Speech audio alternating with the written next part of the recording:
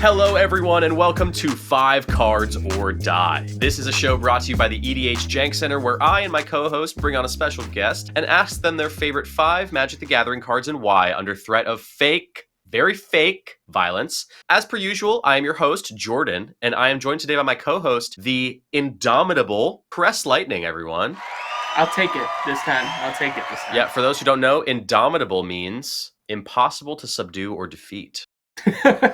Okay. And we'll see if our guest can defeat us here today by giving us their favorite 5 cards. And today's guest is an author for Commander's Herald who runs the Cut article series, as well as does set reviews and other miscellaneous articles. He is also an avid deck builder and loves building unique and fun builds. Everyone, please welcome Travis Stanley. Welcome to the show, Travis.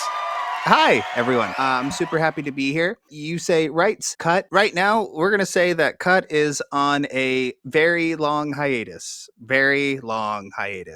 Unfortunately, due to circumstances not in my control, nor Commander Herald's control, we've had to put the series on hiatus, which is sad. But I am still writing reviews, and I am in talks with EDH Rec to possibly do an article series over there, and I've also written articles for EDH Rec as well. So let's go. Yeah, nice. That's actually how we know each other, is from me joining the EDH Rec Discord. It's run by a company, and I joined that company's Discord once I became a writer. I left very promptly. I wrote, I think, like 5 articles, and I just stopped because it ended up being just so much to take on for me. I have a lot of things going on, and it just wasn't worth it. But I got to be connected with so many folks. Our previous guest, Mike Carosa, is also in there. Got to be connected with you, and I did some challenges on Cut, and they were always, I'm sorry to hear that it's on hiatus, but they were so much fun, and so aligned with what we do here on the channel, where we're trying to build around,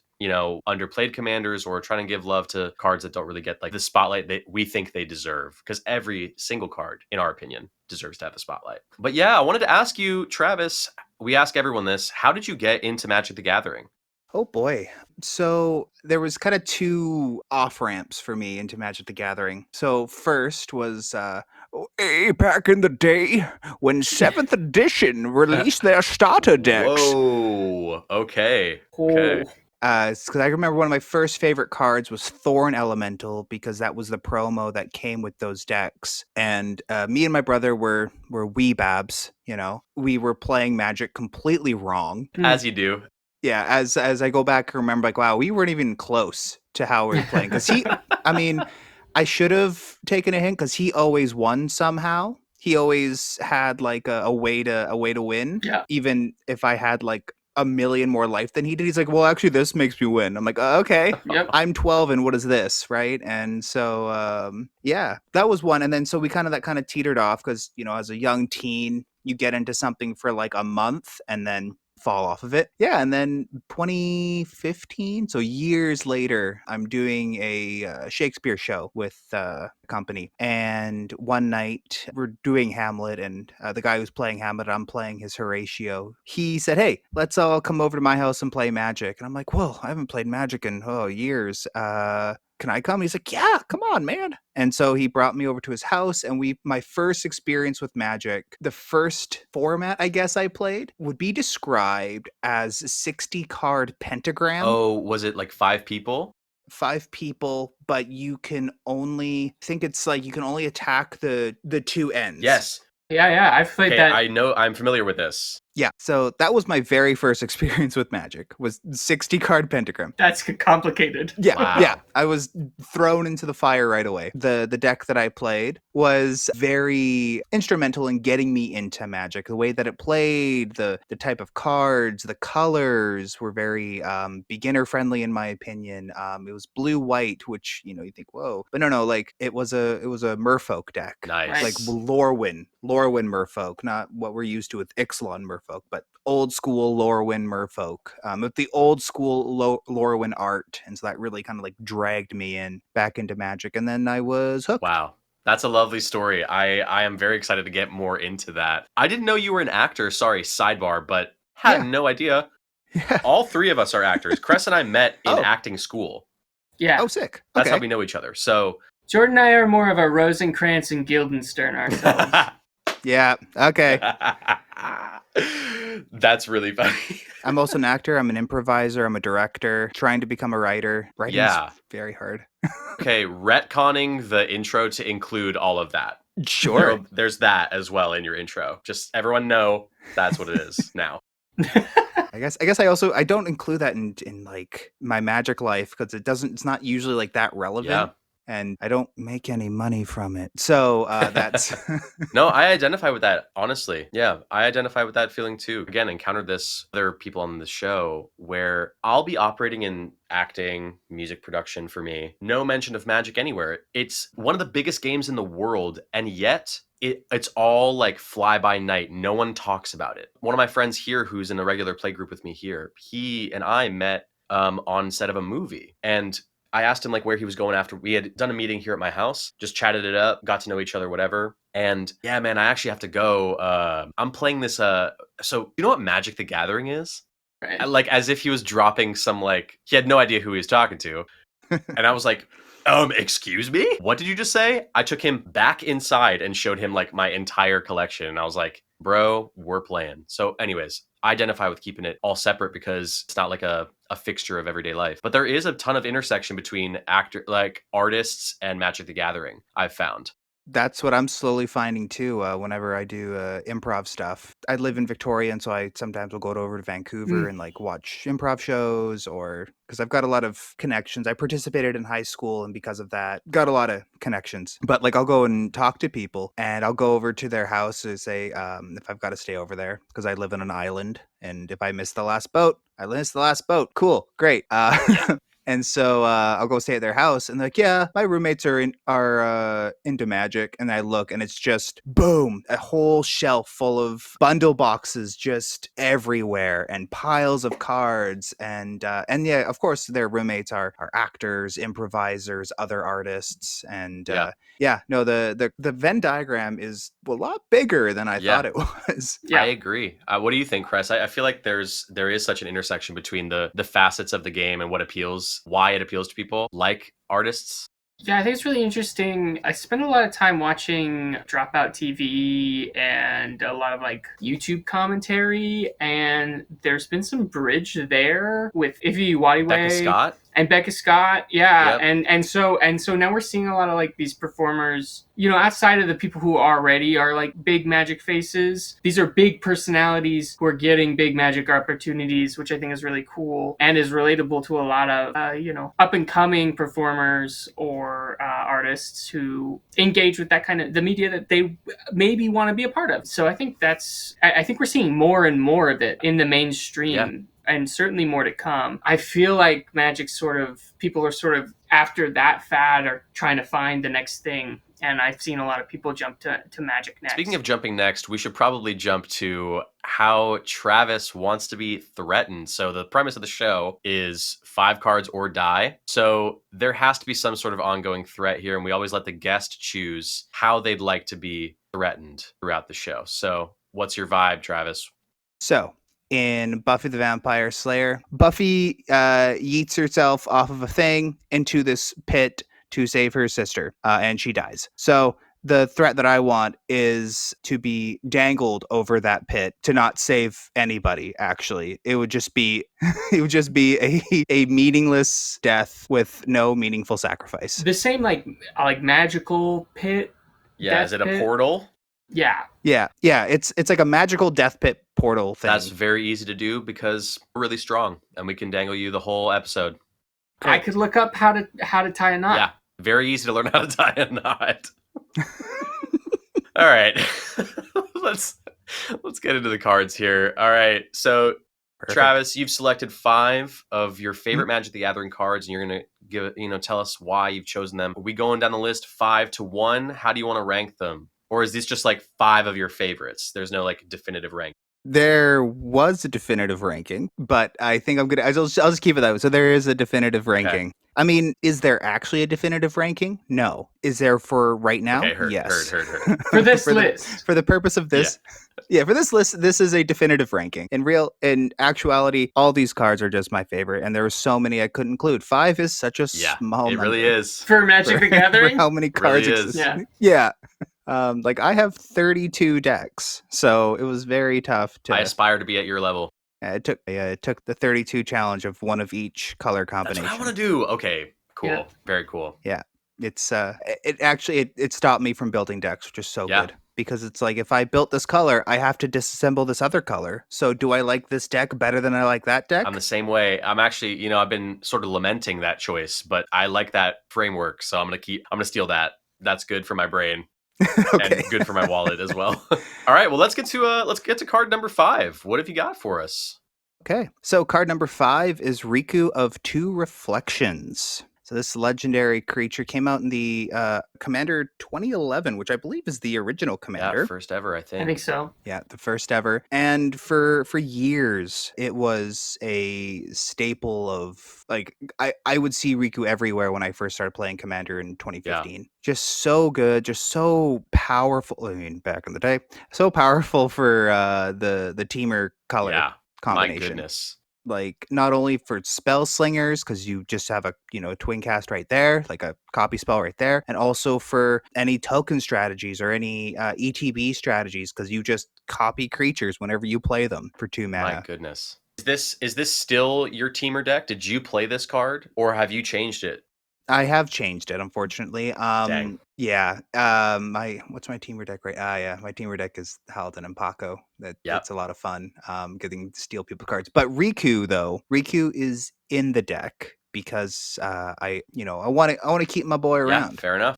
Every teamer iteration is probably going to have Riku in it because whenever I play, it always gives me a sense of old. This is going to be like old man yelling at clouds, but like old school Commander and the way it used to be. Yeah. These kids these days with their 3 mana value spells. To get value, we had to pay 5 or 6 mana back in my day. Yeah, yeah. But yeah, it kind of harkens back to that time in Commander, but also without being too power crept out of the format. Yep. Still just a solid pretty good. teamer card. I'm going to just read it real quickly for everybody. Riku of Two Reflections is a legendary creature, human wizard for 2, a green, blue, and a red. Whenever you cast an instant or sorcery spell, you may pay a blue and a red. If you do, copy that spell. You may choose new targets for the copy. Whenever another non-token creature enters the battlefield under your control, you may pay green and a blue. If you do, create a token that's a copy of that creature. And it's a 2/2. So good.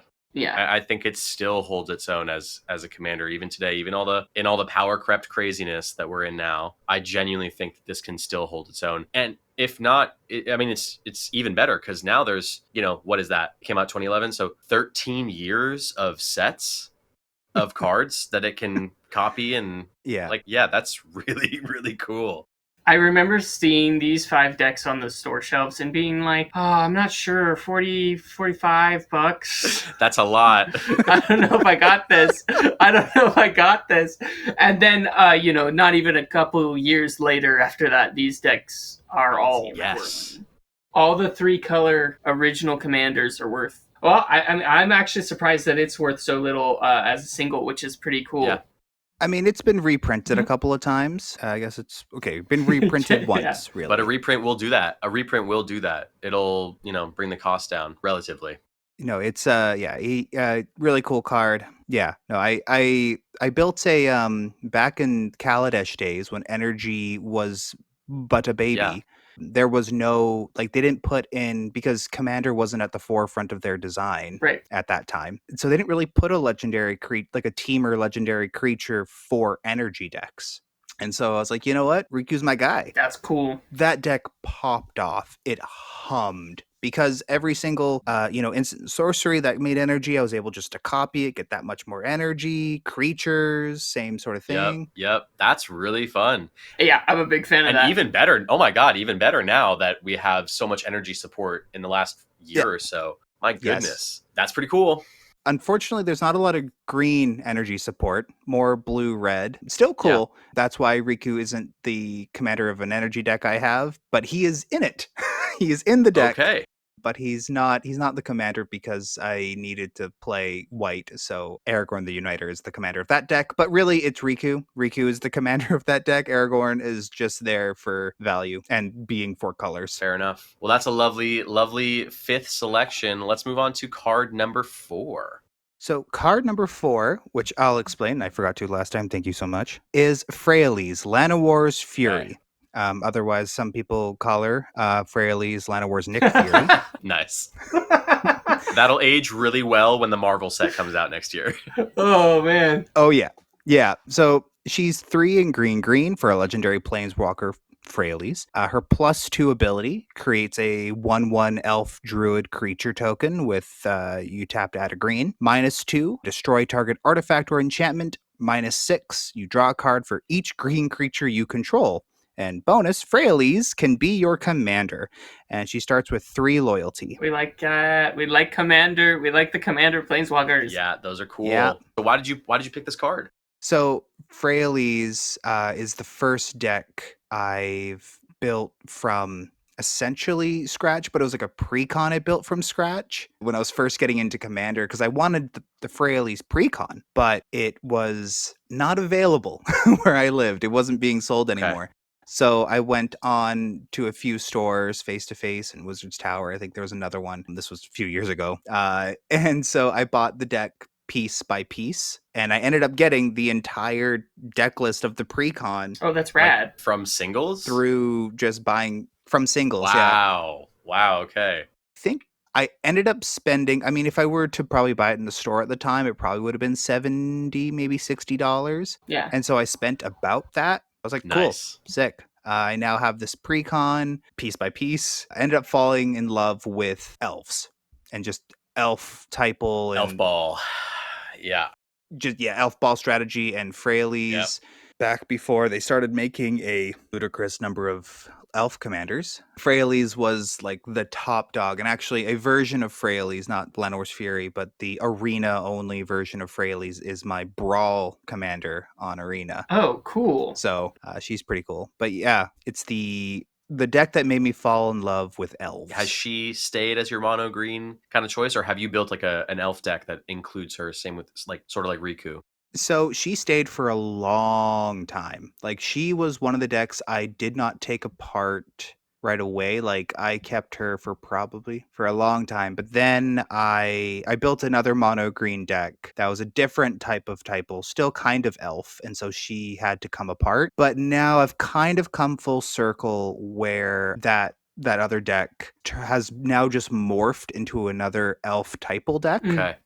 Where Freyalise isn't the commander, she's in the deck. There is another legendary creature that is the commander that works with elves, but the deck has come back to just being elf instead of the other typo that I'll get to on this list. Yeah, Freyalise is an interesting one. I've never really gravitated towards sort of elf ball strategies. Typal builds in general, I just don't. And it's because it's always very narrow for me. If it's like, okay, I'm going to build a deck, but the deck is like everyone's deck is the same and it's the same pool of cards, and a creature type is just going to have, that's just the nature of it. Unless there's like, now elves might actually be one of the few types that could actually have some variation by now because of how many have been printed. But yeah, I never gravitated towards this, but that last ability is very easy to get to. Well, it starts at 3, but it's only 2 activations of her +2, and you're there. You're getting value out the ass. So no, this is a sick card. Yeah. Travis, did you find that I've personally never built a Planeswalker deck, like Planeswalker as commander in paper? Did you find that it was hard to keep Freyalise like on the field? I feel like Planeswalkers would just get absolutely hated out of games. Depends. So one depends on your play group. Some play groups, the first one, the play group that I played with, of like we'll call them the Shakespeare folks. Love that. My Hamlet, he was very vocal at the table every single time someone played a Planeswalker. Hamlet would. Yeah, it sounds like a Hamlet. Hamlet would be vocal at the table. He was just on it. He was like, we need to kill that Planeswalker. We need to kill that Planeswalker. Planeswalker should not be around. That needs to die. But then, I've had a few other play groups where they play a Planeswalker. They go, can I see that? They read it. They go, that can live. That's me. That's Chris. Yeah. Or they get like, so Freyalise was usually one of those Planeswalkers where I was like, okay, dork, dork, make a mana dork, make a mana dork, make a mana dork. They'd be like, are you gonna alt your Freyalies? I'm like, I have like 4 creatures, so probably not. They're like, okay, Yeah. it can live. I'm like, cool. -3, that's dead. They're like, oh right, yeah, it's the second ability. I'm like, yes. Yeah, fair enough. And yeah, so I think depends on your group. Some groups I find are very like, it very much depends on the planeswalker. It depends on their, I hate to use the term in this sense, but their planeswalker trauma. Like, Sure. What they've been through. Yeah. exactly. Like Elspeth Sun's champion is one of those planeswalkers where whenever I see it, I'm like, that needs to go. That Yeah, Yeah. there's a few of them that I think attract that level of hate. I think in our personal play group, when Cress and I both lived in Los Angeles, it was that way. It was like Planeswalker hits the field, it's got to die. It's got to just, and I think I've retained a little bit of that Planeswalker trauma. This is Yeah. a cool card, and I love that it makes a blocker for itself, which I think is really Yeah. smart and intuitive design. Yeah, great selection. Yeah, just the automatic removal for artifacts and enchantments is so good. My goodness, and Yeah. especially in a color that Yeah. sort of lacks. I mean, it has removal, but it's nice to have it on something else that Right. does other things as well. Right, so you have the choice there. All right. Speaking of choice, hell is your number 3 choice, Travis? Number 3. Sorry, that was sounding Yeah. Nice.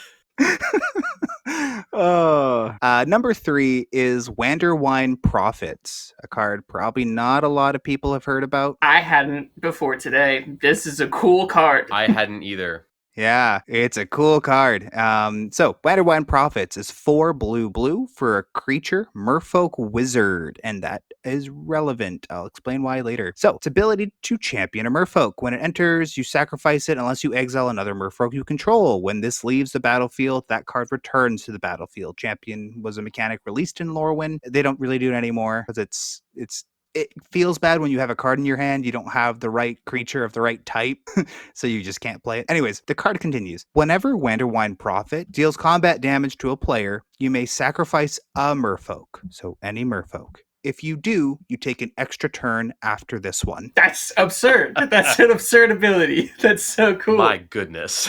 Yeah, so the reason this is number 3, we're going to go back to the Shakespeare group and to the 60 card pentagram. Okay. This card was the win con in the deck that I was playing. That makes Try sense. your blue-white merfolk deck.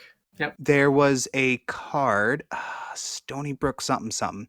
Essentially, it was a mono-white merfolk that whenever it became tapped, you would create a 1/1 merfolk. That's great. So you were able to take infinite infinite turns in the deck, because you were able to every turn make a 1/1, deal damage with Wanderwine Prophets, because it played cards like Spreading Seas and Aquitect's Will to make things into islands, and then it would play the Merfolk Lord to give all your Merfolk Island walk. Gotcha. So then you would just be like bap, bap, bap, bap, bap, bap, bap, and win the My game. goodness. No one else gets to play, just you. Goodness, that is crazy good. Wow. Yeah, so that made me fall in love with Magic, which is which it would. That level of power play in a single game would be like, The nectar of victory is pretty intense. I have to recreate this. Yeah, exactly. I have to chase this dragon now. Right. And so Wanderwine Prophets was like I would say like a affordable-ish card for a while, and then Commander 2017 came out, and a creature called Anala came out. That's the wizard that makes copies of wizards. And what is Wanderwine Prophet? Oh God. Oh God. Oh boy, that's crazy. Yeah, it is. It is shot up in price because of that the little interaction it has with Anala. Also, you say Wanderwine. Is that a Lorwyn specific thing? Is it like a place in Lorwyn that's called Wanderwine? Yeah, Because I think it's Wanderwine. That's how I look at it. I mean, you could be pronouncing it correctly. I do know it is a place in Lorwyn. Pronunciation and magic is a thing No, that it's valid. I was curious. are challenged with. So I agree with you. That's probably how it's pronounced. I'm probably wrong. I like Wanderwine, so it's kind of sick. I like it. I actually have a nice little story attached to this card. I was gonna say, what about this specifically makes this nostalgic for you? You said it was the way you fell in love with Magic. Can you elaborate that? Totally. As I explained before, the combo really, like, it was something like, not only was the goal of the game to win, obviously, but like the goal of the game for me is like, oh, I've got to get this combo. Like this is a fun little like mini side quest for me playing this Right. game is Yep. assembling this combo. That was, you know, a big part of game nights where I'd always go over and he'd be like, that deck. I'm like, you know it. I don't want to play anything else. Just give me that deck. Just give me that one. And then there would be obviously other people who want to play it after I'd win with it. And I'm like, okay, fine. I'll play this other stupid You're a deck. good man. You're a good man for that. So fast forward probably 4 years from that point. Yeah, his name is Hamlet now. So Hamlet is moving. He's pursuing his acting career, so he has to move away from the city. I volunteer to go and help him move. I'm the only one who shows up, so that's kind of That's sad. such a Horatio move. Yeah. That's such a Horatio move. Yeah, you're right. It's very Horatio coded. I never really thought about it that way, but you're right. Yeah, so I go and I help him move. I'm the only one there, and we, you know, spend hours loading his car. We get onto the ferry, actually on the ferry, he pays for, because we used to have on our little ferries a buffet. So he paid for my buffet entry, which was like, okay, like you didn't need to, that's super generous, super nice. We end up going to his new house, end up helping him load out, and he gives me a ride back to the ferry. And as he's dropping me off, he's like, I want to give you a gift for helping out today. I'm like, oh, you know, don't worry about it. It's totally fine. Like friends. This is what friends do. They help each other move. He's like, no. Shut up. I'm like, okay, fine. He goes back into his car. He goes into his bag and he pulls out a deck box. I'm like, okay.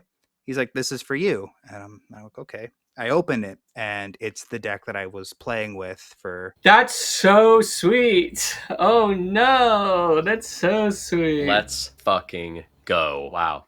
Almost cried, but I was like, wow, this is huge. Like, thank you so much. And he's like, no, thank you. Like, you really helped me out today. You've always been a great friend. I'm like, I'm about to cry right now. Yeah, that's so sweet. Yeah, no, it was yeah. So that's why Wanderwine Profits, you know, it sits at number 3, but like it's really like it's number 1 in my heart. Yeah, I get that. Magic as a conduit Wow. for community and expression of love is a very real thing. And I think deep down, I mean, obviously there are many facets to why people love the game. Kind of why I wanted to start a show like this, because I know everyone has these connections to the game. And that's a really special one, dude. That's a really great and beautiful story and lovely token of Hamlet's love for Horatio. I mean, actually, the funny thing is like in the show, we played it like that. Like Hamlet and Horatio were lovers in college, but you know, they had to keep it to the side when they got back to. I could go on a whole sidebar about Shakespeare, but I'm going to stop myself. Yeah. All I'm going to say is that Shakespeare lends itself to interpretation, and I think that's what makes it some of the coolest theater around. All right, moving on. Totally. Yep, I agree. Full stop. Yep. Number 2. I'm actually feeling pretty good. I'm not that angry. We're still dangling you, but okay. I'm feeling pretty good. I'm feeling good about your chances. I'm not looking at number 2. So number 2 is General Tazri. I feel like I've unlocked something, but I'll explain the We'll card. talk about that. We'll talk about why. Yeah. Okay, sick. I'm looking forward to hearing it. So, General Tazri is 4 and a white for a legendary creature, human ally. When General Tazri enters, you may search your library for an ally creature card, reveal it, put into your hand, then shuffle. Wooburg, ally creatures you control get +X until end of turn, where X is the number of colors among those creatures. And she's a 3/4. That's pretty good. Peace. Yeah, That's pretty good. it's a pretty good card. It's a pretty good card, especially combined with all the allies that might come out of it. Yeah. Yeah. So, one question, Travis. Why? Yeah. Sure. Why? So why? General Tazri Fraley's was the first, I'm going to call it first pre-con I owned, where General Tazri was the first like deck I built. Like all by your, like Okay. on your own, you brewed this whole thing. On my own. Sure. Makes sense. Yeah, because I started playing during Magic Origins, and so Oath of the Gatewatch was shortly thereafter. And when I saw Tazri, I'm like, oh, this card's so cool. And not only that, but my brother had also been playing Magic for older brother was 7th edition. My younger brother had been playing Magic for years before I started. And so when I was getting into Magic, he was getting really excited because he's like, more people to play with. He showed me, I was like, this General Tazri's card's really cool. And I was looking to the Oath of the Gatewatch cards and BFZ cards. Like, there's some cool allies. He's like, no. Got to look at an original Zendikar. I'm like, wait, what? So he took me over to original Zendikar and showed me those cards. And I'm like, I need to build this deck. This is not a want. This is now a need. And so, built the deck and the land base. There was no shocks, no fetches because, we're poor babies. We don't have money for those. Still there. Right. And so I think I included, I included Maze's End as another win con because I was playing all the guild gates. I love that. I love that Woodburn play style. Why not just put all the gates all the gates in here? Why not? I don't see a problem with that. There's no issue. Okay, so this sort of like more or less ignited that spark of like building original decks and sort of like finding ideas out in the ether and reality. Do you still have this one? Unfortunately not. Like my 5-color deck slot has gone through a lot of different. I've had 5-color Super Friends. I've had 5-color enchantments. I've had 5-color. I tried 5-color Mutate for a while. Cool. It was really cool. Right now I'm on 5-color Sagas with Tom Bombadil. Let's go. Nice. Yeah, that deck pops off. It's great. But every so often I hear whispers from my binder and General Tazri going, "Hey, what about allies? There's a lot of good pieces. There's a lot of good typo pieces now. You gotta build allies." I'm like, I can't. I gotta do something else. I mean, listen, Maskwood Nexus is a thing. I understand. So is Arcane Adaptation. Yep. So is Conspiracy. So there's just so many now. But yeah, that's it really ignited. And something that I also noticed that there's a lot of typo cards on my list, and I didn't notice that until last night when I was going over it. I'm like, they all sort of like lend themselves to a typo kind of vibe. Yeah, fair enough. Yeah, we have a history, allies. I'm gonna let Cress explain this. So we have a mutual friend from our same like Los Angeles group who was not part of our sort of like really investment into Magic. He just lived with Jordan, and they're very close. He's one of my best friends. Yeah, and he one day was like, he would just complain because he would play other people's decks all the time, and he'd be like, "Why do you guys want me to build my own deck? Why do you guys want me to build my own deck?" We're like, "Well, we just want to see what, like," because he's very good at games. He's very good at like picking video games, card games, board games, whatever. He's really good at picking something up and just being really good at it. Smart and intuitive guy, yeah, for sure. Like in the moment. And so the first deck he ever brings to the table is this ally deck that I think is just disgusting. And just every time he played it, he just stomped us. It's not just that he swamps, because it's, whenever you play an ally, it's exponential, right? All of the buffs and everything per turn, per creature that comes onto the board. Sort of like Slivers, but a little different. I say not as degenerate, but that's... Yeah. Up for debate, man. I guess so. Yeah, that's fair. But what really was upsetting would be like anytime you removed anything from his board, he'd be like, why are you attacking me? Why are you targeting me? It's like, shut up. Bro, you have like 8 allies on the field and they're all like 8/8s. Shut up. Yeah. It's less about the fact that he'd play allies. It's just the fact that if he's gonna complain about us removing his board, don't play the deck that needs to be handled. What's hilarious to me is like this man ordered, like he paid money to buy all these cards. He created the list at every point along that process. Didn't think once like, no, yeah, like I'm just going to steamroll and everyone's going to let me win. There might be some removal coming my way. He didn't think that once. It was like the biggest shock in the world if someone goes, yeah, I'm going to target your whatever and destroy it. He'd be like, dude, what? Anyways, love him to death, but we do it scarred us for a while. It's funny to see someone else sort of bring it into our field of view. I feel like we don't talk about allies that much, but probably not. No, this is great. And the buff ability on General Tazri is so good. Oh, Yeah. it's so good because it's also repeatable. Yes. Because I also ran. I don't have it pulled up now. It's pulling from memory. Druid's Repository. It's an enchantment essentially. Whenever you attack, you put a counter on it, Oh, dope. and then you remove a counter, add a color of any mana. Yeah. You So got it you could right. Whenever a just- creature you control attacks, put a charge counter on Druid's Repository, remove a charge counter from Druid's Repository, add 1 mana of any color to your mana pool. Jesus. You could just stack mana. Yeah, you just keep attacking with your allies, and then you just get a bunch of counters on that thing, and then you just remove them all and you buff them. Wow. Yeah, I agree that allies do need to be handled when they get a little out of hand. You get like 6 allies. Few of them do need to go. But also something that I was super disappointed with the return to Zendikar. Allies got like the short end of the stick. Like there was no allies. There was no. That's true. Right. Or there might have been a few, but they weren't like. Well, they were focused on that D&D party mechanic. They will probably go back next time the return to Zendikar. Like, I can see, I don't know if this is true or not, but I can see the people who make the game being like, okay, but we already have slivers that do this thing. So like maybe we just make allies into the party mechanic, and maybe that's how they shifted it. I don't know. Well, it felt like the party mechanic was like, we're trying to do this thing before a D&D set, and then everybody really hated it, and then they were like, well, let's not continue this anymore. And so it does feel like they just kind of conflicted what Zendikar's identity was. I agree. And also, Tazri's cards that have come out after General Tazri have kind of done her dirty, in my opinion, just because they haven't been as... Because, like, she's the ally commander. That's who she is. And then in her next edition, like, okay, I get it. Zendikar, it's all about party. Fine. She's now a party commander. That is fine.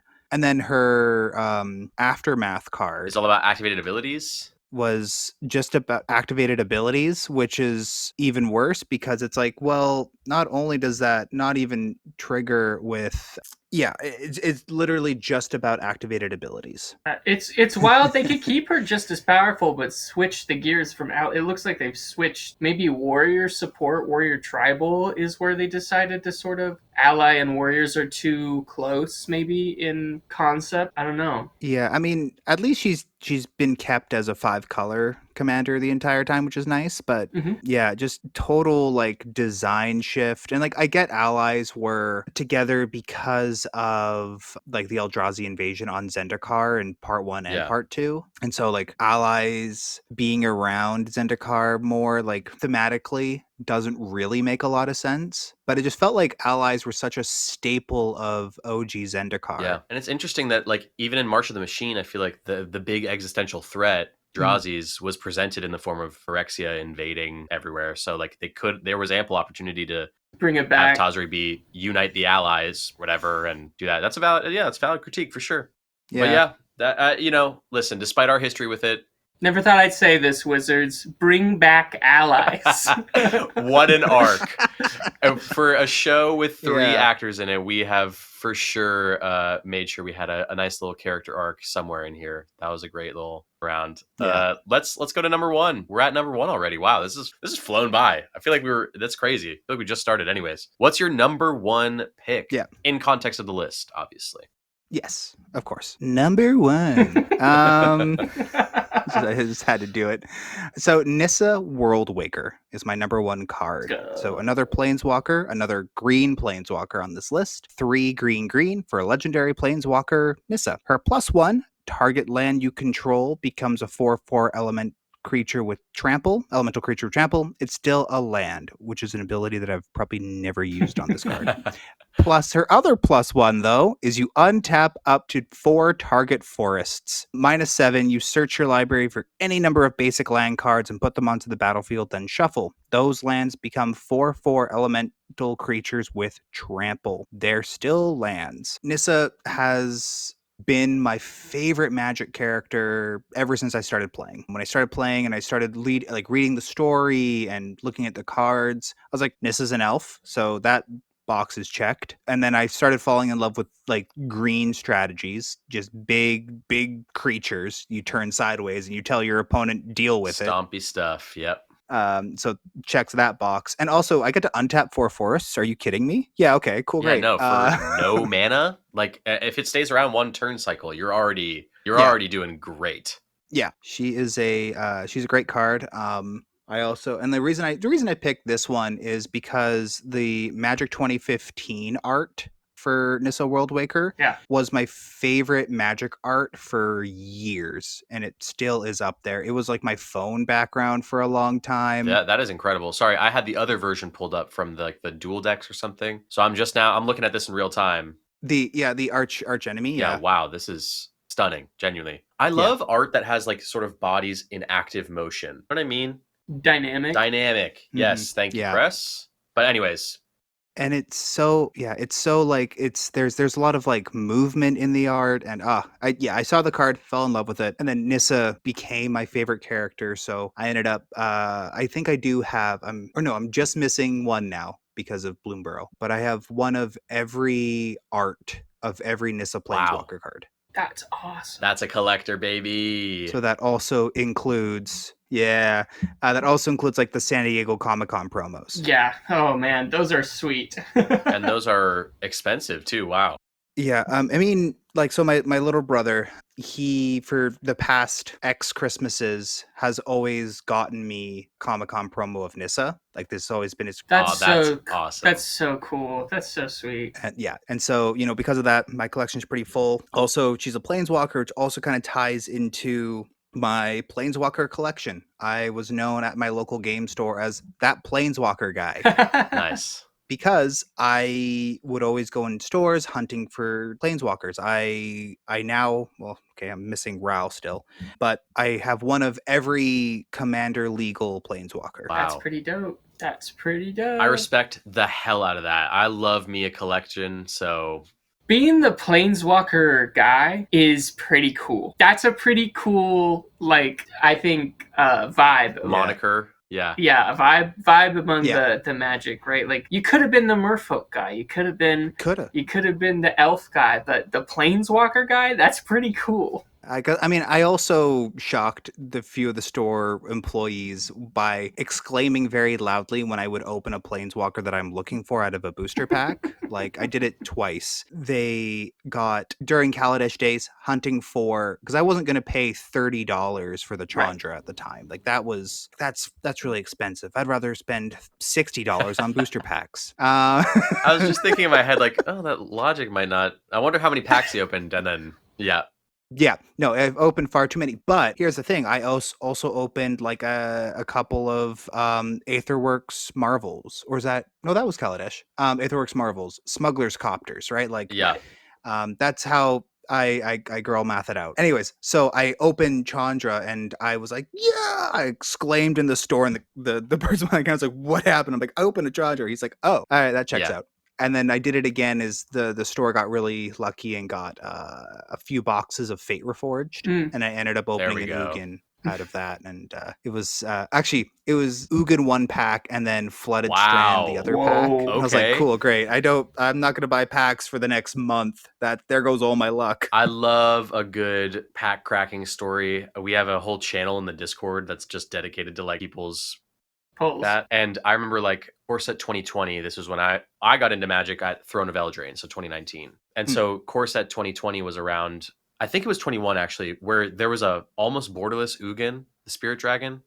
And that's like $50, or it was $50 when I pulled it, and I freaked out. I just could not believe my luck. I was like, oh my god. So I identify with that the rush of desiring something or chasing something and finally getting it. That's a great feeling. Why? I want to ask, because you mentioned, you had such a sweet story about the Wanderwine Prophets.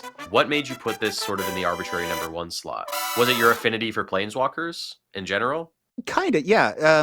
So this also kind of ties into so Nissa Worldwaker is also representation of what planeswalkers have kind of meant to me throughout my Magic career. So when I first got into Magic, the same little brother that bought me all those San Diego Comic-Con Nissas, he went out, and this is so sweet, and this was the first Christmas that I got into Magic. So Christmas 2015, 2016, I don't remember what year Origins came out. 2015, I think. So Christmas of 2015. He didn't go out and go buy a bundle. I don't want to do that. Instead, he bought one of those, the white cardboard boxes, like the Yeah. 300 Yeah. the 300 Right. count Yeah. boxes. And then he bought Origins booster packs and like a couple sets of dice, and he threw it and he made his own bundle to give to me. Oh, that's so sweet. Wow. That's so Such a cool. great gift idea too. And the first, like I opened a couple of, dud rares, but I opened 2 mythics from the packs he bought. The first mythic I opened was Okay. Jace. I opened, Yeah. The Yeah. boy. cracked it opened a Jace. He, like me being new to Magic, like, oh, this is a mythic. This is kind of cool. Like, oh, wow, a planeswalker on the back and a creature on the front. That's pretty cool. He freaked out. He knew exactly what I opened. The early Jaces were. Nuts. Yeah, he absolutely went nuts. And then, literally, the next pack I opened Liliana. Oh wow. Okay. What? Yeah, back to back. Yeah, it was wild. And he's like I should have kept those packs. Damn it. Yeah, 100%. 100%. Yeah, right. But he couldn't be happier because he's like, this is what Magic is about, though. Like, you give a new player packs and they open ridiculous cards and they open stupidly powerful, and they're going to play with them. They're going to keep them forever because it's now a memory. It's, as you said before, like, Magic is more than the game, right? It's the community. It's the memories. It's a conduit to community, joy, memories, Yeah. all that stuff. So I think, and also like this card and Tazri kind of also tie to like Wanderwine is more about like the beginning of Magic, and really these 2 cards have painted my foundation, how I look and play and view Magic now. Yeah, is because of these cards. And being the Planeswalker guy and being my first 2 mythics were Planeswalkers. Well, that I think just closed the portal and convinced us to. Yeah, let me tell you, you're lucky because I did not figure out how to tie that knot from that YouTube video. I did not figure it out. Yikes. So Okay. we're just gonna scrap the whole dangling you over the pit. So sorry, by the way, Great. that we did that, but we wanted to know, and you gave us what we wanted. So thank you so much, Travis, for coming on and telling us all about and walking us through this Magic journey of yours. And everyone's is different. Everyone's very special. We learned some very fun, amazing things from you today. And all there's left to do is just plug your stuff. What have you got going on? What do you want the people to know? Actually, I have a question. I have a question for you right before we do the plug. Yeah. Sure, yeah. I'm curious because we've got to hear from you sort of your experience with Zendikar and Lorwyn and Origins. I'd love to hear you for new players today. There's so much released now. Is there?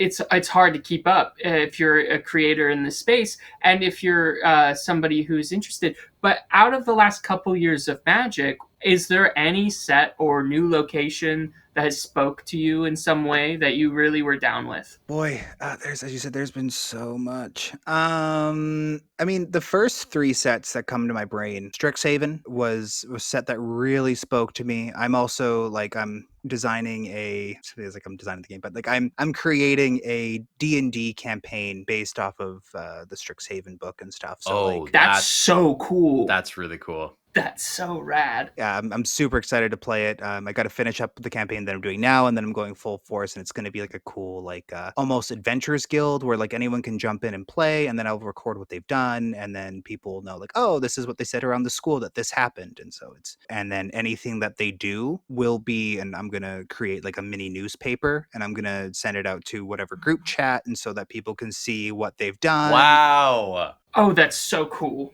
That's so cool. Yeah, so it's going to be very much there's going to be an overarching story, but there's going to be a lot of mini quests, and whoever can make whatever session, that's what we're going to play, and that's what we're going to do. And it's such a great setting to have, and sorry, a little bit of a tangent, but such a great setting to have like Omen paths open, or like going to different planes and different worlds, because kind of the whole thing about Strixhaven is that it's 5 different schools or universities on one campus, and so there's a multitude of different things you can do with that. Right. And then also the other 2 sets, moving on to the other 2 sets that immediately jumped to mind, Kamigawa Neon Dynasty.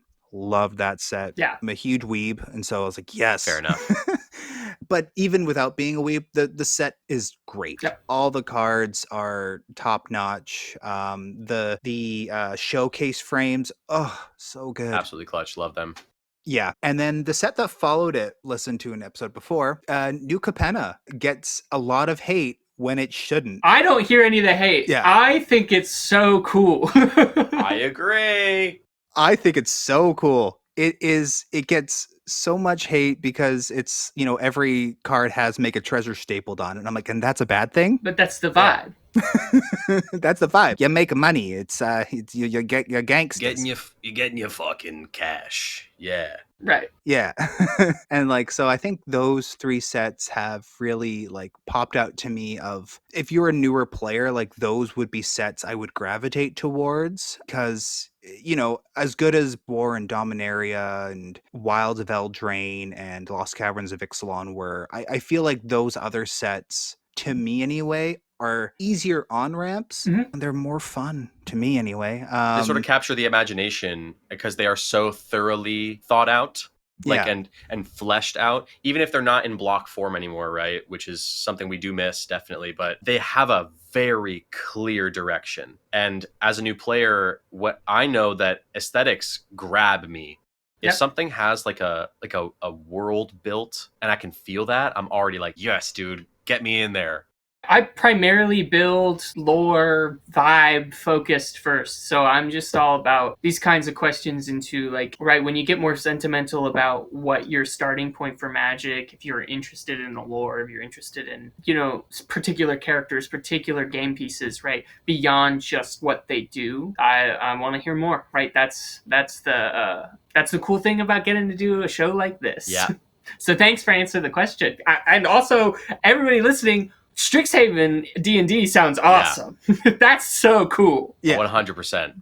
Yeah, it's I'm reading through the book right now, and it's really cool. Lots of options, lots of things to do.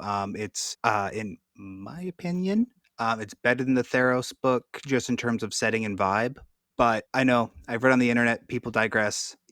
Everyone's entitled to their own opinion. Some people are very nostalgic for Greek mythology that they read in when they're in middle school. Yes, that is very fair. Well, that brings us to, I think, the official close. I just want to say, Travis, it's been a pleasure having you on. And it's clear from your stories that you told that you are a very loved individual. Otherwise, your friends would not be making those gestures, and your brother would not be doing that for you if you weren't very, very loved. So move forward knowing that. I know sometimes it can feel maybe like you don't hear that. You might hear it, but it's from people you see all the time. It might not resonate the same way. So I just want to say that I recognize that in you and from your stories. So good on you. And yeah. Anyways, plug your stuff. What have you got going on? What do you want the people to know? As of right now, it's not a whole lot, but the people can go and check out my backlog of cut articles. They're not food. They won't go stale. They're all great. They were all so much fun to work on with people, and I've even featured some people in the community like Ashlyn Rose, Tappy Toe Claws have also been featured on articles too. So go check those out. I am occasionally posting set reviews on Commander's Herald and sometimes EDH Rec. Yeah, and feel free to check me out on social media on X/Twitter. I am at Chipman007. That's the same for Instagram, which are the 2 primary ones that I use. Beautiful. And if you're ever in a Shakespeare show, let people know. Send everyone to your show. Okay.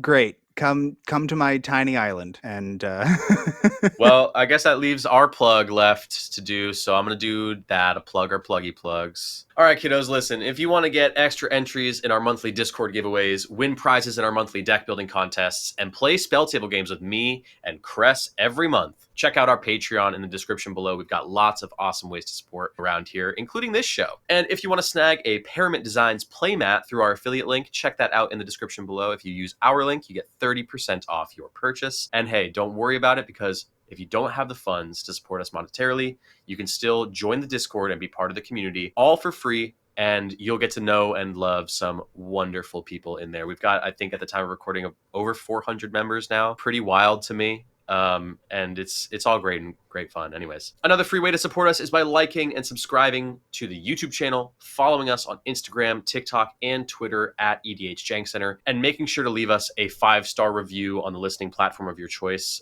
It really helps us get found, tells the algorithm that you love us, and they shoot it out to more prospective listeners. And that's about it. And I think we're just gonna have a closing statement for everyone. I do this every episode, so remember, kids, spirit of the format is the gathering, and that was illustrated today with the stories from Travis. Travis, thank you again for coming on and sharing your stories with us, man. Thank you so much for having me. All right, let's get out of here. I don't like being by a cliff. Okay. It scares me.